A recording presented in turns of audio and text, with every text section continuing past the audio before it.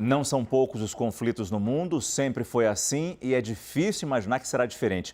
Para a gente entender o peso desses outros conflitos, além da Ucrânia, eu converso com Günter Hudzit. Ele é professor de Relações Internacionais da ESPM. Professor Günter, mais uma vez, muito obrigado pela sua presença aqui no nosso CNN Prime Time.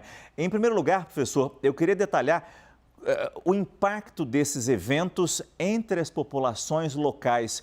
Não são países ricos e a situação econômica se agrava a cada bala trocada, a cada dia que esses conflitos persistem, né?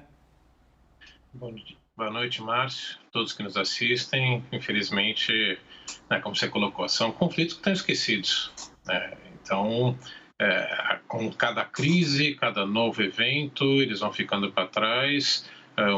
Talvez o que mais deveria chamar atenção aí, efetivamente, é a Síria, né, que está aí há praticamente 11 anos. E por que eu falo Síria? Porque antes de começar essa guerra civil lá, era um país que tinha um padrão de vida razoavelmente bom, principalmente comparado com outros países da região, e até porque o governo, né, a Síria não tem petróleo, não tem, né, uma renda que vinha do petróleo. E essa guerra civil fez com que o nível de vida despencasse. Então, por isso que eu falo que chama atenção é justamente essa situação que você disse de o que traz esses conflitos, né? Não são números frios somente de mortos, mas realmente a situação de vida que a população passa a ter que conviver. O Safari colocou muito bem do Iêmen, são números que estão subestimados, né? Porque o número de casos de Covid não se faz ideia do que teve.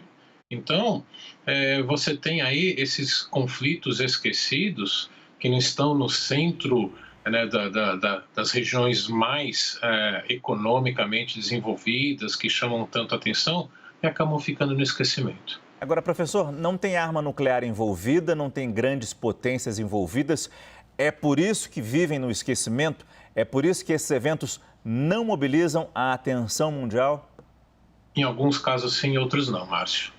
Por exemplo, Síria e Iêmen são parte de um conflito da disputa de liderança regional entre Arábia Saudita e Irã, e cada um tendo por trás o apoio dos Estados Unidos e da Rússia, respectivamente. Então, começando pela Síria, que o governo Bashar al-Assad, quando se aproximou do então presidente Mahmoud Ahmadinejad do Irã, que estava tentando projetar o Irã como uma nova potência regional, mergulhou na chamada Primavera Árabe, e principalmente os governos, as monarquias do Golfo, incentivaram essa guerra civil para derrubar o Bashar al-Assad. Em troca, o Irã incentivou a guerra civil no Iêmen, que faz fronteira com a Arábia Saudita. Então, ali é um caso típico desses de disputas regionais. E o papel da ONU nesses conflitos, professor, a ONU falha a não interferir nesses conflitos? A gente já não aprendeu o suficiente com genocídio em Ruanda, guerra na Bósnia, que terminaram com um saldo terrível de vítimas? Márcio, a ONU não tem vontade própria. A ONU é aquilo que os Estados-membros fazem dela. Então, as decisões não são tomadas porque os governos não querem tomar essa decisão, justamente porque muitas vezes não tem algum interesse direto envolvido e, portanto, não decidem.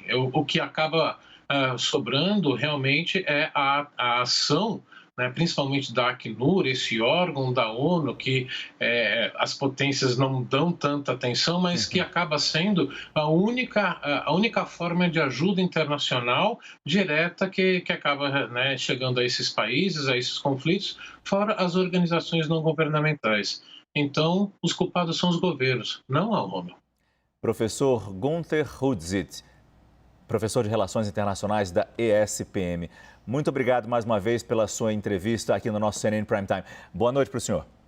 Eu que agradeço. Boa noite a todos. Obrigado.